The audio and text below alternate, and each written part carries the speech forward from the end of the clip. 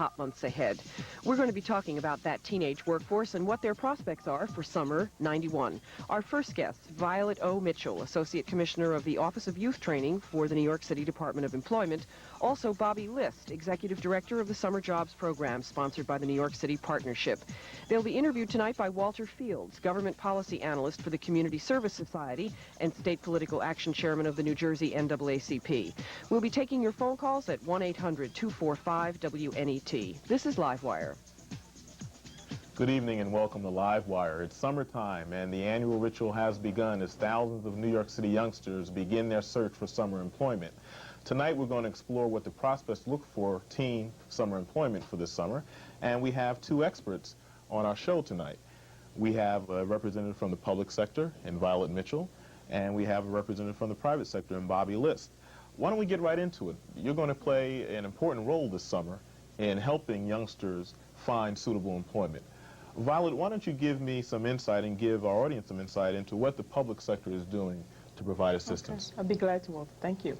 The Department of Employment has a very large public summer employment program. This year, in fact, we've already enrolled 30,519 young people who will begin work July 1st. Our program is federally funded under the Job Training Partnership Act. And young people will work in a variety of jobs in the public sector. And as we go into the program, we'll talk more details about the things that they will be doing. Now, this isn't a venture that the public sector is out there on their own. They formed a partnership, from what I understand, with the private sector. And maybe, Bobby, you can give me some insight into what the private sector is going to be doing this summer in New York City. I'll be delighted to, Walter, because in fact it's through collaboration that I think we can address the needs of the young people throughout the city. And as we know, there are many young people looking for jobs this summer and in the past.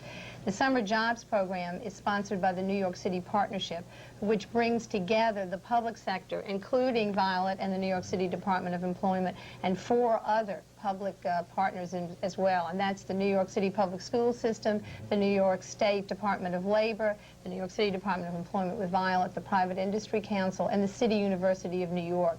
Through them, we reach out to the thousands of young people throughout the city to place them in private sector jobs.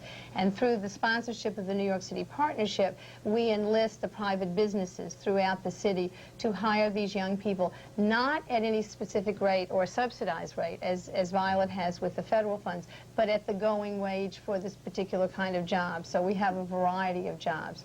We've set an ambitious goal for this year, I might add. Violet mentioned 30,000 jobs already developed. Our goal is between 45 to 50,000 jobs, and that's already on a history of having placed over 330,000 young people through the Summer Jobs Program during the past 10 years. So we have an ambitious goal for this year. That is a very ambitious goal, particularly considering that we are in the midst of a recession, a national and local recession. Mm-hmm. What type of impact will that have upon employment prospects for young people? Is it going to be particularly more difficult this summer than other summers in finding employment for youth? Well, I think everyone watching tonight will agree it's not been easy, and clearly the recession has an impact on the availability of the number of jobs and the eagerness with which employers will be pledging jobs early in the season. What we found is that employers are continuing to participate and in fact are just beginning to participate in pledging jobs this summer, while in the past we've had employers pledge earlier in the season. Most young people, when they are finishing school, which is now this week or next week, already had their jobs. What we're finding is that those young people are still interviewing for jobs, but there are jobs to interview for, and that I would emphasize. We can still have confidence that there's opportunity out there. Now, we were talking earlier before we went on the air about the fact that initially when the Summer Jobs Program started, that the public sector was the major employer of youth. That's correct. Considering the fiscal crisis facing New York City, Violet, what does that mean to job opportunities in the public sector? Well, actually, New York City is lucky because the summer program, the public sector summer program, is federally funded, so that New York City's economy does not really affect the number of young people we can hire. It does, however, affect some of the community-based organizations where we place those young people in jobs, and we have seen that. So we've had to be more aggressive in marketing the program for jobs, to develop the jobs for those young people. We've had to go out, and the contractors that we deal with have had to go out and try to get the organizations who've had that budget cut because of city funding, develop jobs, and then help them develop jobs, help them develop projects perhaps in the neighborhood and that kind of thing. So there is some fallout in that sense. But the number of kids that we can hire is not affected by the city's economy because of the federal funding. Now, when I think of summer employment, when I think of employment period in New York City, I often think of the major employers we have in the city, some of the major corporations. Right. Who is supplying the jobs this summer? Are major corporations supplying the jobs, or is it your small businesses and neighborhood-based businesses? The answer is really both through the Summer Jobs Program, and that's really where we get the private sector involvement. In fact, one of the reasons that we feel we can continue to place 50,000 young people, even in a recession, is the commitment of the major corporations in the city. We have a solid base of participants who have helped the program grow each year, and they include your corporations like IBM and New York Telephone, Philip Morris, Metropolitan Life, Con Edison. They reflect a commitment to the city and to the willingness to work with young people. And they, in turn, help attract all the small businesses throughout the various communities in the 5 boroughs. This is a program that reaches out to the 5 boroughs, So which it's is really really important to keep in mind. a mixed pot of It opportunities. is a mixed pot. The other thing I would add, because while this seems like a long list of names, it's important to know that corporations are really committed. This year, we have 5 co-sponsors for summer jobs. So in addition to the corporations that do it each year and participate, we ask businesses to take a leadership position and help market the program, as Violet is talking about doing to the public sector. And our corporate sponsors this year are Citibank, Colgate-Palmolive, Equitable, McDonald's, and Wang Laboratories. So they bring a whole other level of support and really promotion to the Great. program. I do believe we have a caller. Sheree from New Jersey has a question for our panel. Hello. Hello, welcome Hi. to Livewire. Hi. I have a question. Yeah, I was wondering, I understand this is the New York City program. Yes, that's correct. My question is, do you have to be from New York City, or could you just be from, like, I'm from New Jersey? No, you have to be from New York City to participate in both of our programs. yes. And that really grew out of the commitment of this program to work with inner city youth. We alone have almost 250,000 young people. But I would encourage you to explore avenues in New Jersey. I know that there are summer jobs efforts. I know there's a private industry council effort. I know there's a New Jersey Department of Labor effort. And I would encourage you to investigate in your community, find out from community-based organizations and perhaps your school where you could find a similar program. Especially try to find out where the private industry council in your areas, they're probably sponsoring a summer jobs program such as we have in New York. I would suggest that you also call your county government. In New Jersey, they have a private industry council in each county in New Jersey. Right. So I suggest that you call your county government, and they can help you with your job search. You know, Walter, this I think is an interesting point, just the advice we're giving this caller.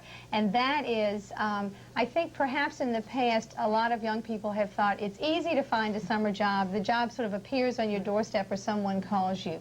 I think it always takes initiative to find a summer job. This year, probably more initiative. And young people have to be willing to do just the kind of effort and research that we just advised this young caller to do. Well, we also have a caller from New York City now, a caller from the Bronx, Rose from the Bronx. Welcome to Livewire. Hello. Hello. I was wondering, most of these summer job agencies require the parents to make a certain amount of money. Is this the same for this one? Well, again, you want to For cover the the public program sector? that I'm talking about, which is the public sector program, and because it is federally funded, you do have to meet certain income levels. But for the summer jobs program, that's not the case. It's an age requirement more than anything else. The age requirement is 16 to 21, and the income requirement varies. If your employer wishes to receive a tax credit for hiring you, you must fit certain income eligibility guidelines established by the federal government, the same guidelines that Violet just mentioned. But for any number of other thousands of young people throughout the city who don't meet those guidelines, but in fact need a job and need help in finding a job and don't have a network on their own, the public agencies and the community-based organizations are eager to work with you and will determine if you are appropriate for applying for a job and be referred to one. Let's take another call. Rosa from Brooklyn. Hello. Good evening. Welcome Hi. to Livewire. Hi, my name is Rosa. I'm a parent. I'd like to know, what is the criteria for youth to be selected for a job? What the criteria of Yes. youth? It's a very simple criteria. They have to be between the ages of 16 and 21. They have to reside in one of the 5 boroughs of New York City. They need to be eager to work. They can have a variety of skills levels because there are a range of jobs from very entry-level jobs to office jobs requiring some clerical or data entry skills. And they do need to be able, when they go into an interview, to communicate clearly enough to impress the employer to hire them. And for jobs in the public sector, for the program that I've been talking about, it is not necessary to have skills. You do have to meet that income criteria. The young person should be between the ages of 14 and 21 and a New York City resident and have proper identification such as a social security number and working papers. They also have to be among those that are eligible that go to get the jobs, because we had many more young people applying for the jobs in some of the agencies than we have jobs available. So it is a matter of going, as soon as you hear about it, enrolling in that program, bringing all the proper documentation. Great. We're going to take a 1-minute break at this time, and when we come back, we're going to be joined by a student who will share his experiences in looking for summer employment. I'd like to thank Violet at this time for coming on Livewire, and I'm quite sure that we'll be hearing more from the public sector in the months to come. We'll be back in just a moment with a personal story, and it looks like a success story as far as summer jobs are concerned. We'll continue our discussion and take more of your calls at 1-800-245-WNET. That's 1-800-245-9638 after a short break. This is Livewire on 13.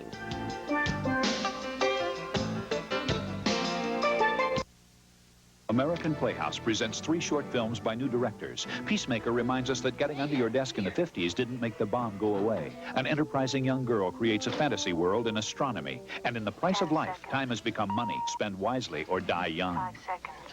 New Visions on 13, tonight at 9. When you see this symbol connected to a program, you'll know that that program is made possible with the help of member dollars. The programs on 13 don't just happen, they cost money. And much of that money comes from the support of our members. 13 plus member dollars equals programs. Make the connection. Music is becoming a major American export, and country music is thriving. Meet the songwriters, the stars, and the executives. Sad songs, sweet success. Sunday night at 10 o'clock on Adam Smith's Money World.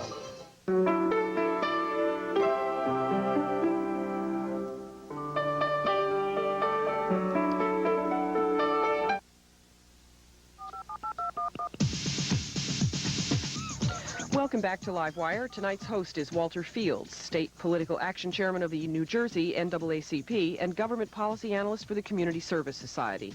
Our guests, back with us, Bobby List, Executive Director of the Summer Jobs Program sponsored by the New York City Partnership, and joining us now, Jose Burgos, a student with the Partnership's New York Working Program. Summer jobs, if you're looking for one, that's what we're talking about.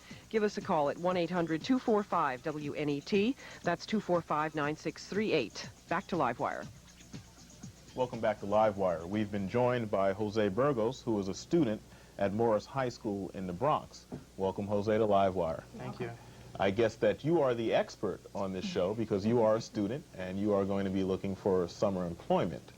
Why don't you give our audience a little insight into what you're doing at Morris High School? I understand that you are actually completing your GED. Yes. And that you will be pursuing now some employment opportunities for the summer. Yes.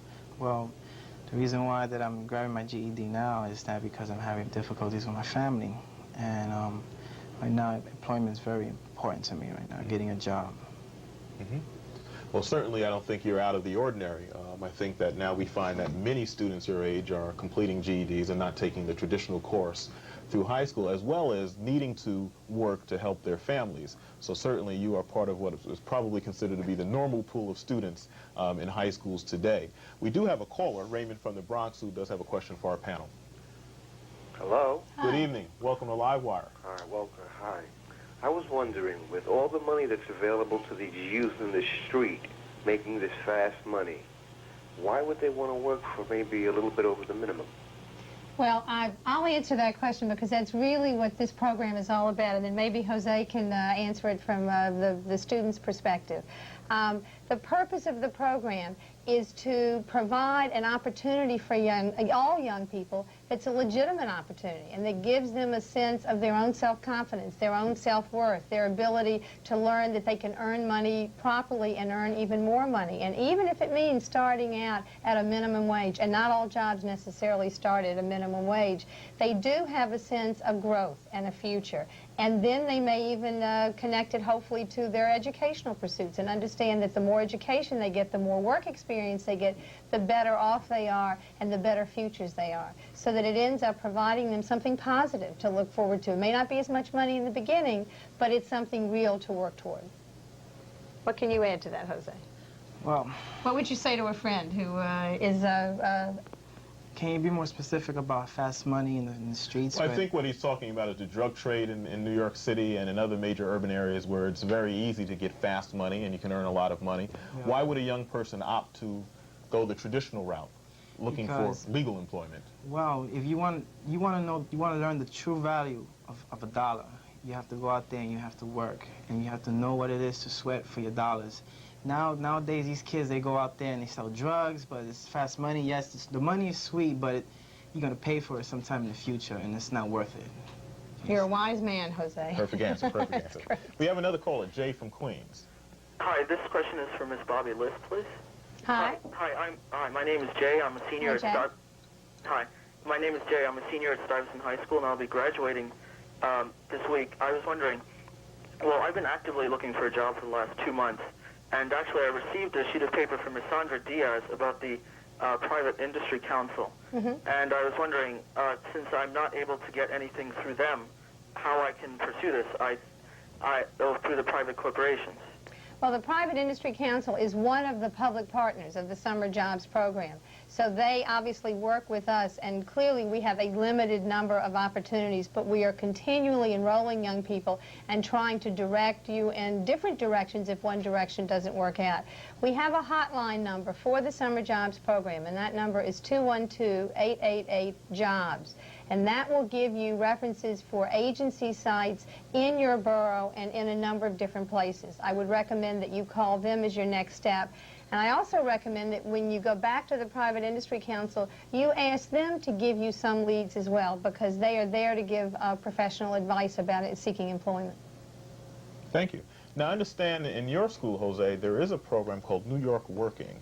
Yes. And that you're affiliated with that program. Yes. Why don't you tell us a little bit about New York Working? Okay, when I first heard of New York Working, I was in my freshman year, and I spoke to my counselor, my grade advisor, and I asked him I needed a job for the summer, and he said, well, you have good grades? I said, yes, I'm in an honors class, and he referred me to New York Working office, and that's where I met Jose Vargas. He's a career specialist, and when he set me up for some workshops, you have to go to like 3 workshops and teach you how to make out your own resume and how to dress formal to an interview and how to speak. So I went through 3 workshops and I was ready for an interview, and he sent me out my first interview, and I got the job the first time. Preparation. Now, we have Jose, who's a prepared young man ready to enter the labor market. Bobby, what advice could you give young people who aren't as prepared as Jose? Well, I think the first thing they have to do is stop for a minute and think about what they want to do. Many young people are more prepared than they feel. They certainly have to prepare a resume, as Jose has suggested, and any guidance counselor in any of the agencies or any community-based organization or in the schools, and particularly in the New York Working sites, can help you. I think the young person has to also begin to think about what they want to do with their future, and that doesn't mean the job they have now is the job they will do 10 years from now. But if, in fact, you want to be an entrepreneur and start your own business, then you should try to find a job in a small business, for example, where you can work closely with someone who himself or herself has been an entrepreneur and has gotten a sense of how to launch a business, and you can probably learn a lot about the running of the business. And starting at a very entry-level position in a small business doesn't mean you need skills. It does mean you can get some good experience. I want to get back to the entrepreneurship question a little later, but we do have a caller from Brooklyn, Doris. Good evening. Welcome to Livewire. We have another caller from Brooklyn, Cynthia from Brooklyn. Good evening. Welcome to Livewire. Yes, good afternoon. My question is, you mentioned 888 and jobs, and these are the community agencies. But is there a community agency that won't ask you how much money your parents make and will still give you some help? Well, all the community-based organizations, as well as the public agencies, will interview you when you come in for a job. They have an enrollment process, and there will be a series of questions they will ask you that will help them determine how they can best help you. And I think any student or young person who goes into these agencies will find it very informative and helpful. Now, back to entrepreneurship. When I was young growing up, there was a program called Junior Achievement. Correct. Which Still taught exists. kids the value of starting your own businesses, and you had entrepreneurial models. Is that a feasible alternative for young people today, to look at entrepreneurship? I read a story recently in a newspaper in New Jersey where some young people got together and formed their own landscape company for the summer because they were having difficulty finding a job. So they got together, and they're going to cut grass all summer long. Is that a feasible option for young people to look at entrepreneurship at this stage? I think it absolutely is. I'm not sure cutting grass in New York City is well, maybe not New York City. But yes, I think that's absolutely an option. And I think that can happen in a couple of ways. I think young people, and I imagine Jose's experienced this at New York Working, where you meet other young people through the New York Working office who are as eager as you are in looking for jobs. And even if you're not all starting a business together, you're comparing your experiences, you're talking about what you want to do, you're getting ideas from each other. There is, in fact, some pilot projects going on throughout the city, one in particular at Columbia University that the Summer Jobs Program has also been supportive of, where they are actually teaching young people entrepreneurship during the summer as a means of getting them motivated both to find work and feel skilled and informed about it, and also to stay in school and to be eager to pursue their education. Now, Jose, your situation is a little different because you are a senior. You will not be returning to school next fall. What are some of your long-term objectives? What would you like to do, career-wise? Well, I would like to go into business and work my way up from the bottom as opportunity growth within the company is wise. I'm looking forward to, having a job in the future. I just want to I'm determined to go to college because education is very important now.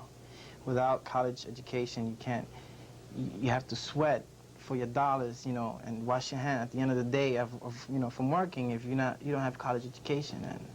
And it's good to have college education. I would also add, Walter, that when Jose leaves New York Working and goes for a job, he's not being abandoned by them. This program in particular, which Governor Cuomo started through the School and Business Alliance in 16 public high schools, and hopefully will grow to more, as with all the public agency efforts and the community-based organizations, are eager to stay in touch with young people. And I'm sure Jose will keep in touch with Jose Vargas at Morris High School, because both will want to continue that connection. And in turn, he will be able to help others as they come into New York Working. There is a continuum. That's really one of the purposes of this program, is to have a network that works for the young people. One quick comment. There's often, I guess you could say, a myth among young people about good jobs versus bad jobs. A good job is if you work in an office. A bad job is if you have to work in a garage or if you have to work in a McDonald's. Is there any truth to that rumor? I think the truth is just the opposite, to tell you the truth. In my experience, in particular through the Summer Jobs Program, has been that young people who take the entry-level jobs in the food services, where they have to communicate, where they have to calculate, where they have to be personable, get very good experience. And in fact, I will tell you, there's one director of personnel at a major corporation who will give priority to someone who comes to them for a job if they've worked in a McDonald's or a fast food chain. So it speaks in favor of it. And I would encourage all the young listeners today to keep that in mind when they're looking for jobs. With that, we're going to wrap up on Livewire tonight. I'd like to thank our guests, Jose Burgos, student at Morris High School, and Ms. Bobby List, the Executive Director of Summer Jobs 91. And we wish all of our young people good luck in their job search this summer. Absolutely. Good luck. Good luck, Jose. We'd like to thank very much Walter Fields, State Political Action Chairman of the New Jersey NAACP. He's also with the Community Service Society here in New York as their government policy analyst. All right, now once you've got the job, you want to do all the things you can to stay there. Work hard, look good, and maybe even more importantly, sound good. Tonight we'll introduce you to a Livewire who has invented a game called The Great Grammarian to help the workforce sound right. She's Pat Rock.